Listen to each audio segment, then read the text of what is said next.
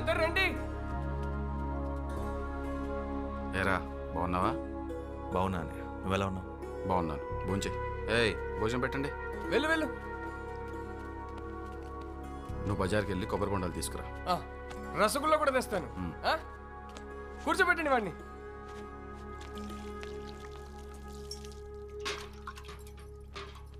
ఇల్లంతా ఖాళీగా ఉంది. పిల్లలేరు వద్దా? ఇప్పుడు ఖరగ్పూర్లో ఉండి చదువుకుంటున్నారు శ్యాంబాబు.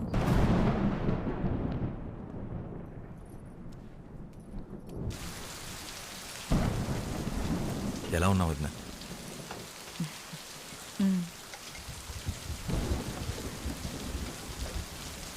ఏంటి వద్దా? ఒంట్లో బాలేదా? అదేం లేదు. నువ్వు ఫోన్ చేశామా? కూర్చో కూర్చో.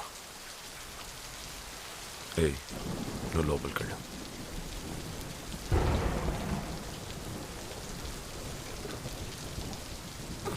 ఆరోగ్యం ఎలా ఉందన్నయ్య? పర్వాలేదు. నీ గురించి అందరూ మాట్లాడుకుంటున్నారు. పేపర్లో కూడా నేను చదివాను. చాలా గొప్పవాడివి అయిపోయావు. నేను నీ పుస్తకాలు ఏవి చదవలేదు. నీ రాతలు ఎలాగో నాకు నచ్చవు. ఏదేమైనా నువ్వు బాగుపడ్డావు, అది చాలు. ఎంత కాదనుకున్నా రక్త సంబంధం కదా, ఎలా వదులుకుంటాం? మన కులంలోనే ఓ మంచి సంబంధం చూశాను. ఓసారి చూసి పెళ్లి చేసుకో. ఆ సంఘ సేవేదో ఇక్కడి నుంచి కూడా చేసుకోవచ్చు.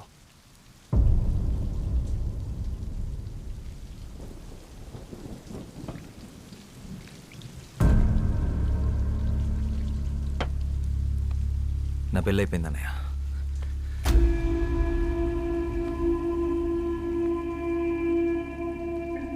ఈ విషయం మాట్లాడటానికి పిలిపించుంటే నేను వచ్చిన పని అయిపోయింది.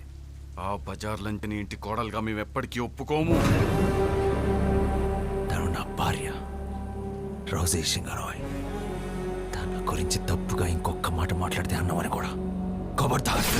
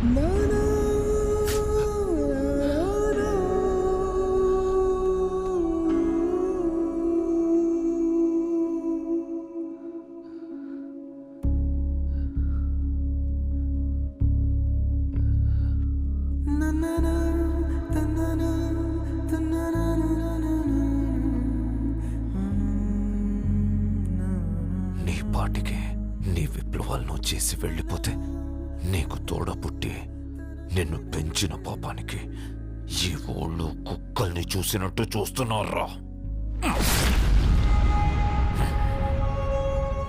మా పిల్లల భవిష్యత్తుకి నీ చావే భరోసా ఇవ్వాలి. నిన్ను చంపి మళ్ళీ ఊళ్ళో తలెత్తుకొని తిరుగుతాం.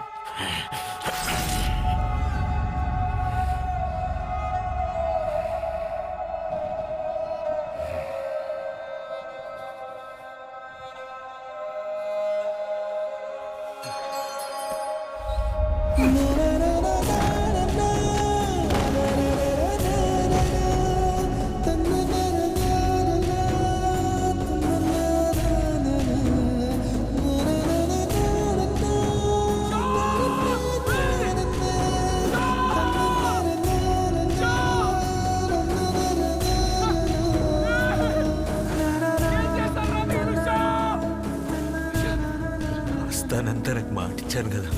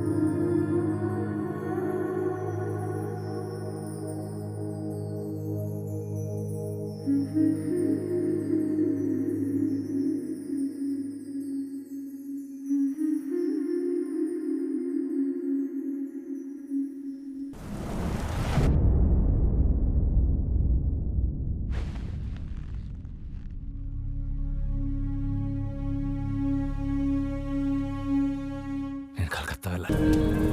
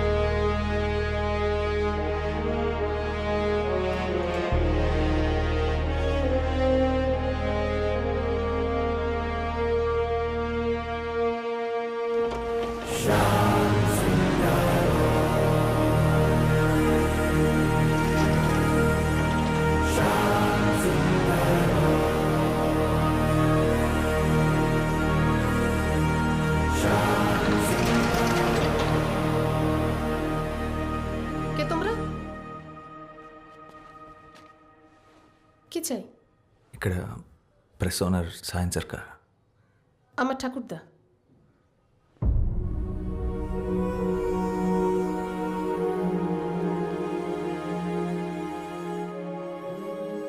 శారదా,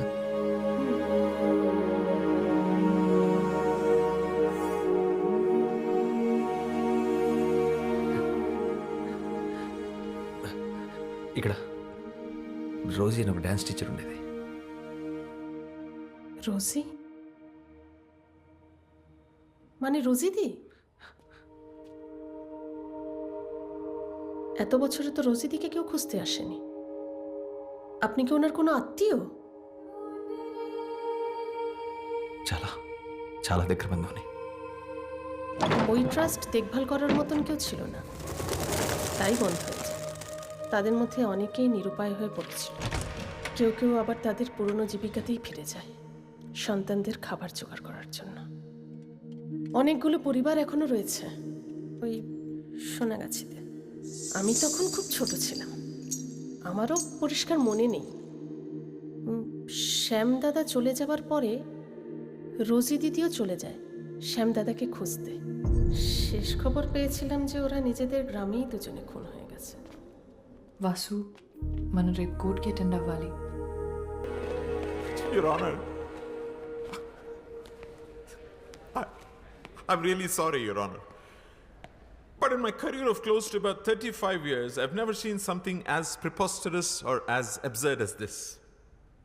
పునర్జన్మ అంటే చేసిన తప్పుని కప్పిపుచ్చుకోవడానికి వేరే మార్గం లేక ఇలాంటి ఒక థర్డ్ గ్రేడ్ కాన్సెప్ట్తో వచ్చారు. ముద్దాయి ఒక ఫిల్మ్ మేకర్, యువర్ ఆనర్. ఒక వీడియో షూట్ చేసి దాన్ని ఇక్కడ ప్రెజెంట్ చేసి అదే ఎవిడెన్స్ అంటున్నారు. ఇది 16th సెంచురీ కాదు, your honour. We are in the 21st century. ఇలాంటి ఒక విషయాన్ని మనం ఎవిడెన్స్గా కోర్టులో యాక్సెప్ట్ చేస్తే రేపు మళ్ళీ ఇంకొకడు ఎవడో నేనే అంబానీ మళ్ళీ పుట్టాను, రిలయన్స్ ఆస్తి మొత్తం నాది అని వస్తాడు. But just to humbly remind the honourable court, your honour, hypnotherapy is not medically approved in India. Isn't it so, Professor? Yes, but it There can't. isn't. So, Your Honor, I will conclude with two things. Hypnosis results ni oka case lo sakshamga teesukolem, and secondly, punarjanma oka mooda namakam. Daniki scientific proof ledu. That'll be all, Your Honor. With that, I rest my case. Thank you. You may leave now, ma'am. Krishnamurthy గారు, మీ నుదుటి మీద ఏంటది? Nilu now, sir. Vishnu భక్తులైన మీకు ప్రత్యేకంగా గుర్తు చేయని అవసరం లేదు. శ్రీ మహావిష్ణువు తన 7వ పునర్జన్మలో రాముడిలా అయోధ్యలోనే జన్మించాడు. అక్కడ మేము గుడి కట్టుకుంటామంటే కట్టుకోమని సుప్రీంకోర్ట్ ఆఫ్ ఇండియా పర్మిషన్ ఇచ్చిందే కానీ రాముడికి సైంటిఫిక్ ప్రూఫ్ ఏంటి అని అడగలేదు, యువర్ ఆనర్. మూఢనమ్మకమని కొట్టిపారేయలేదు. 1939లో శాంతిదేవిగా తిరిగి జన్మించిన లబ్ధిబాయి కేస్ దేశమంతటా సంచలనమైనప్పుడు అందులో నిజానిజాలు తెలుసుకోవాలని 15 మంది ఇంటెలెక్చువల్స్తో ఒక కమిషన్ వేసి విచారించారు. ఈ దేశంలోకెల్లా అతి గొప్ప లాయర్ మహాత్మా గాంధీ గారు. అంతే తప్ప అది మూఢనమ్మకమని సిగ్గుపడలేదు. ఇన్ఫ్యాక్ట్ శాంతిదేవి నిజంగానే పునర్జన్మ పొందారని ఆ కమిషన్ రిపోర్ట్ ఇచ్చింది. ఆ ఫోటోగ్రాఫ్స్ అండ్ డాక్యుమెంట్స్ మీకు అందజేస్తున్నాను.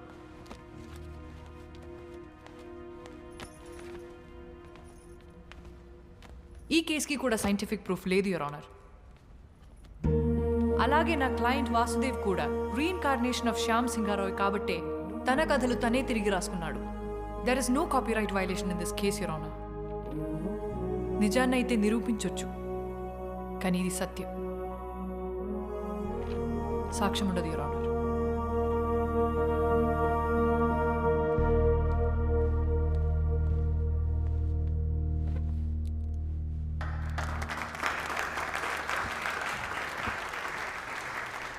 The final judgment is adjourned for tomorrow.